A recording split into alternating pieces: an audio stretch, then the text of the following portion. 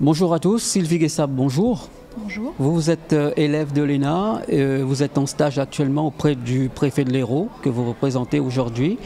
La première question qui me vient à l'esprit, qu'est-ce que vous pensez de ce genre d'initiative ? Alors écoutez, l'initiative d'aujourd'hui, elle est absolument extraordinaire. J'étais tout à l'heure dans la salle absolument comble, avec des enfants, des jeunes, des moins jeunes, tous rassemblés pour faire tous ensemble une dictée. On a senti dans la salle beaucoup d'enthousiasme, beaucoup de ferveur. On a eu des interventions qui ont montré à la fois l'engagement de tous les bénévoles, l'engagement, l'investissement, l'envie de faire et de construire de tous les bénévoles qui ont pris la parole. On a également eu des témoignages de jeunes issus de ces quartiers qui sont aujourd'hui à l'université, des témoignages pleins d'espoir. Et donc voilà, on sent beaucoup de ferveur et puis c'était très touchant de voir ces enfants ou ces moins jeunes concentrés tous pour faire ensemble cette dictée dont les premières phrases ont été lues par monsieur le maire. Alors, on va plus parler de l'aspect éducatif, de l'éducation. Justement, cette initiative de la dictée du Petit Bar, c'est aussi pour détecter les difficultés des jeunes, des enfants, des adolescents dans les quartiers populaires. Alors aujourd'hui, il y a un fort taux d'échec scolaire dans les quartiers populaires. Qu'est-ce qu'il faudrait faire à votre avis ? Qu'est-ce qui serait intéressant et intelligent de faire pour justement remédier à ces problèmes d'échec scolaire dans les quartiers notamment? Déjà, l'événement d'aujourd'hui, il contribue d'une certaine manière, puisque de manière festive et dans le plaisir, on partage ensemble, on fait une dictée. Donc c'est une manière de redonner le goût aussi aux enfants, parce que je pense que l'un des premiers problèmes, c'est peut-être que parfois les jeunes perdent le goût de l'apprentissage parce que c'est difficile. Voilà, il faut beaucoup travailler et donc on peut perdre de vue le vivre comme une souffrance, alors qu'aujourd'hui on fait une dictée dans le plaisir, dans l'envie, dans le partage, et donc ça valorise et ça redonne peut-être à ces jeunes l'envie de travailler et de s'engager. Donc c'est la première chose, leur donner envie.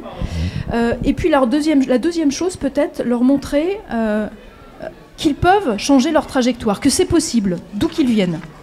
Et typiquement, les témoignages qu'on a eus ce matin, et je peux également donner mon témoignage, puisque vous l'avez dit, je suis élève de l'ENA, je viens d'un quartier, je dirais d'un environnement familial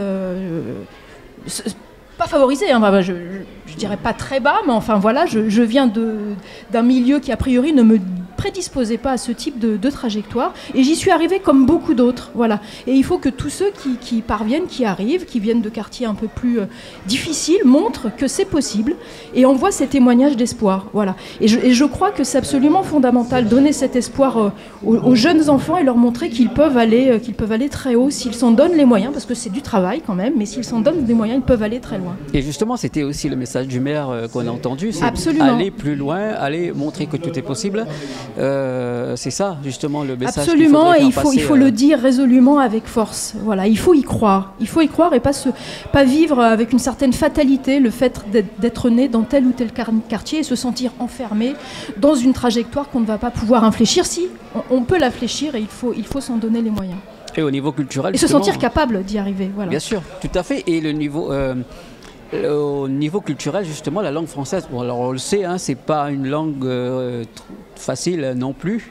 Non, effectivement, c'est une des plus difficiles, une des plus riches aussi. Oui. Donc c'est ça justement qu'il faudrait développer, c'est développer l'apprentissage. Par la lecture, par la lecture, par l'écrit. Les exercices comme celui qu'on fait ce matin est extrêmement important. Je l'ai évoqué tout à l'heure, malheureusement, l'orthographe, comme on la pratique tous quotidiennement sur les réseaux sociaux ou dans nos SMS, justement, parfois on l'abîme un petit peu. Voilà, on l'abîme un petit peu. Il faut savoir dans certains contextes, même si parfois on écrit vite nos SMS, il faut savoir dans certains contextes restaurer une langue de qualité, parce que c'est extrêmement important dans les relations personnelles et dans les relations professionnelles. Par la langue qu'on utilise, par l'orthographe qui est la nôtre, on renvoie une image. Voilà, c'est notre image, c'est celle qu'on donne à tous nos interlocuteurs, et donc il est extrêmement important de la soigner. Et raison pour laquelle je trouve vraiment excellente cette idée de créer un événement festif autour de cette dictée qui peut parfois être vécue comme une souffrance. Eh bien non, aujourd'hui on s'amuse avec les mots et c'est extraordinaire.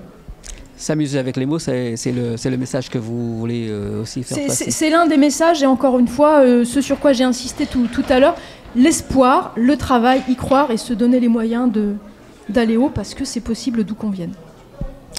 Eh bien, merci, merci à vous de m'avoir beaucoup accueilli. d'être resté avec nous, Sylvie Guessab. Je vous en prie. Merci à vous. Bonne journée. Au À revoir, bientôt. bonne journée.